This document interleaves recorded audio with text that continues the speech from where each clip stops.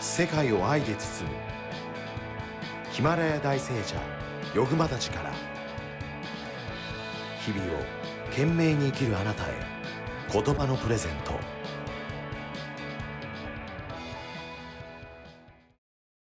ヨグマたちも日々忙しくされてるかと思うんですけれども、私も思うんですけど、一日がですね、短すぎるような気がするんですよ。そうですよね。あっという間に過ぎてしまいますよね。そうですよね。大聖者的にはですね、時間という概念をどのように考えているのか、ちょっとお聞きしたくてですね、まず時間というものは、大聖者様にとったらどのようにお考えなんでしょうか。時間を超えるっていうのがね、私の修行で、今にいるっていうかね、だから全部集中してるわけなんですよ。だからいろいろなことを今に集中してるっていうかね、密度が高いから完成度が高くなってね、で物事が早くこう完了するっていうかね、だからそれは私が修行したからそういうふうになったのでね、皆さんなんかすごくプランしたりね、時間のマネジメントみたいのがあるんですよね。すごく計画立ててこうやって。とらわれるとね、逆に動けなくなっちゃうのかもしれないんですけどね、私の中でやっぱ潜在意識の深いところに全部ねインプットされると、どういうふうにしたらいいかって必要なものが全部集まってきたりして、何分くらい喋るとか思ったらピタッとその時間で終わったりとか、そういうふうにね、全て効率よく、修行した結果ね、雑念がないのでそういうふうになってんのかなって、全部そこにエネルギーを投入できる。みんななんかね、何しようかとかいろいろ余計なことを考えすぎちゃうのかなって。それで逆にとらわれちゃって、何時に終わらなくちゃいけないとか、かえってそれで緊張しちゃって力が出なかったり、それをお任せするっていう、自分を信じるっていう、そういうふうにやっていくとバッと何でもうまくいくっていうかね、なんか心配の方にもっとやらなくちゃとかね、なんか力が入りすぎてるのかもしれないですね。お任せするっていう。A というものを終わらせなきゃいけないんだと思ってても、B っていうものがちらつくんですよ。B もやらなきゃいけなかったんだな、そういえばとか、C っていうこともやらなきゃいけないんだな、で結局中途半端だったりするんですよ。A、B、C どれも終わらなかったみたいなことが起きて、罪悪感になったりする。でも A をやって気分転換で B もちょこっとやって C もやってまた A に戻ってとか、もし持続できなかったらね、こちらやることで気分転換になるとか、でもまた戻っていつまでに完成させるみたいなところで自由自在な人になっていく。あまりこうでなければならないみたいにね、でもエネルギー尽きちゃってるのにね、だからその気分転換でパッと違うことをやるっていうのはいいかもしれないですね。これヨグマたちもその考え方はやろうかなと思う時あるんですか。原稿は長いですからね、ずーっとやってる、原稿なんかはね。だから原稿ばっかりやってるとうちの仕事ができなくなっちゃうからね、割り切らないとならないところ、教会の方の仕事もしなくちゃいけないとかね、そういうのもあるのでね、地方にねツアーに行くじゃないですか。飛行機の中もギャーッとやったりとか、もうほとんど飛行機の中も書斎が移動したみたいな感じでやってんですけどね、みんなにパワー与えるのにやはりちょっとエネルギー整えるっていうのもね、皆さんをすごく変容させてね、軽くするわけですよ。みんなが軽く生まれ変わる。でそのために私はパワーを与えなくちゃいけない。だから神と一体になるっていう時間も必要なんですね。やっぱそんなお時間もあるんですね。だからそういうリセットするっていうかね、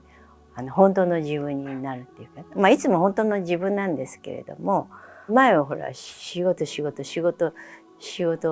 女みたいな感じで考えたらねばならないみたいな、昔ですよ、昔のヨグマタはね、ものすごくやってて、いろいろありとあらゆることを学んでたのね。人を助けたいっていうことで心理学やったり、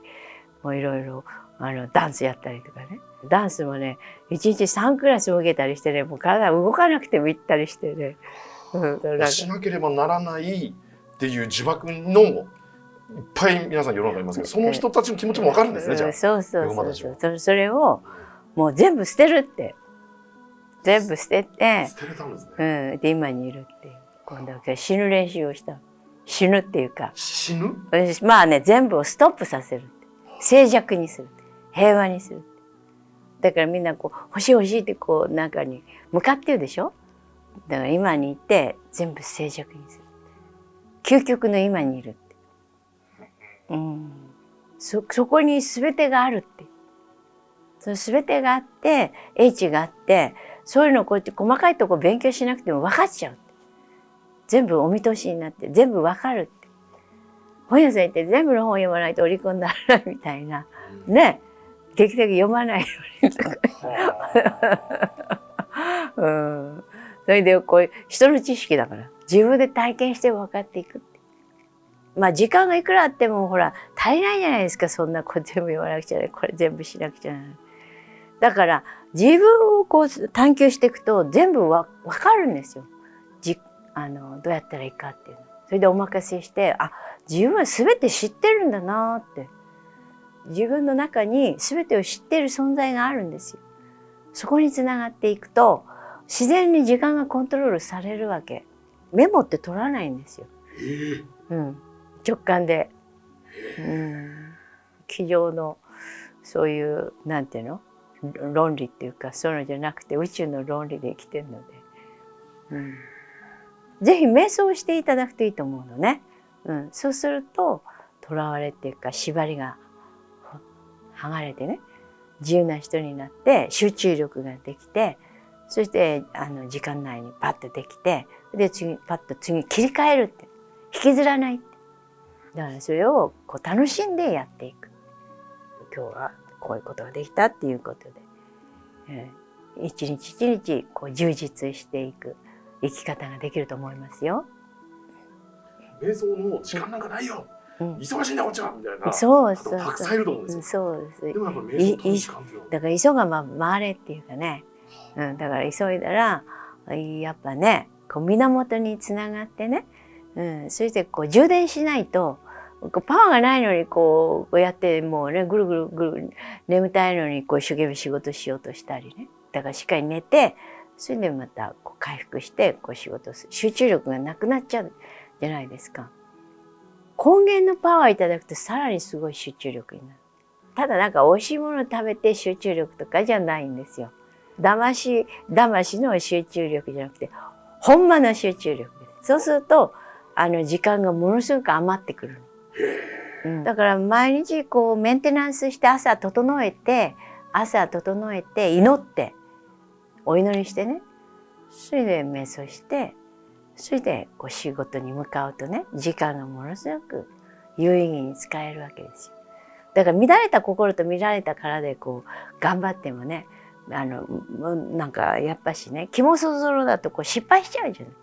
でまたやり直しとか落ち着いて今にいてやっていくっていうことが必要ですよね。だから疲れてる時とか仕事の成果が上がらないから、だから常にベストの状態を、だからそういうふうにね、自分をこう私たちは宇宙から送られた存在でね、だからこれをメンテナンスすると方法がわからないわけ。ヒマラヤ秘境の教えっていうのは内側から整えていく。原因があって結果があって原因があって結果、こう時間を積み重ねてきたわけで、それにすごく翻弄されてるわけだから、それを超えるっていう、だからそのカルマを超えるって言うんだけども、今にいるっていうね修行すると時間を超えちゃうわけ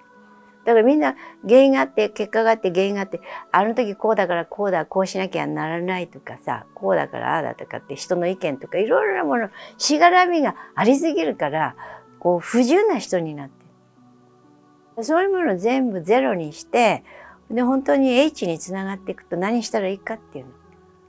愛を持ってやればいいんだ、誠実にやればいいんだって、気を使ってやったりね、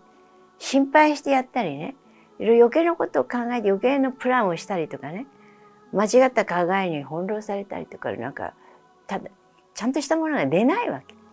らもっと H を使っていくとすごいいい作品になる。あの人がこうだからあれをこうやったらいいか、あいやこっちかなとか迷いがありすぎる。人がこうやってるかああやってるかって気にしすぎると自信がなくなっちゃう。田舎者だからなんだからかんだからって言ったら何もできないじゃないですか。女だからとか、女だからこうに生きなくちゃならないとかね。足も手も出なくなっちゃう。何もない。誰にも比較しない。真理を追求した。だから皆さんも真理につながってやっていくとね、もっと愛からやっていくといい作品ができると。本当短い時間でいいものができるし、いい仕事ができるし。しがらみを全部外していくのに修行しないと、お掃除しないとダメ。自分自身も。それがヒマラヤ秘境の、私の教えっていうかね。その中に瞑想もあります。瞑想するなら朝昼晩いつがいいんでしょうか？朝がいいですよね。だからちゃんと先生に会ってちゃんと秘宝をいただいて正しい瞑想の仕方を習ってやった方がいいですよね。この道場ではそういった瞑想も一からきちんと教えてくれるんですね。そうですね。子供からね大人までやってますからね。完全な人間になっていく修行なんですよ。神様のようになっていく。そういうね豊かな自分になっていくと豊かなものを生み出してね、時間にとらわれなくて、自由自在な人になっていくことができます。よろしくお願いいたします。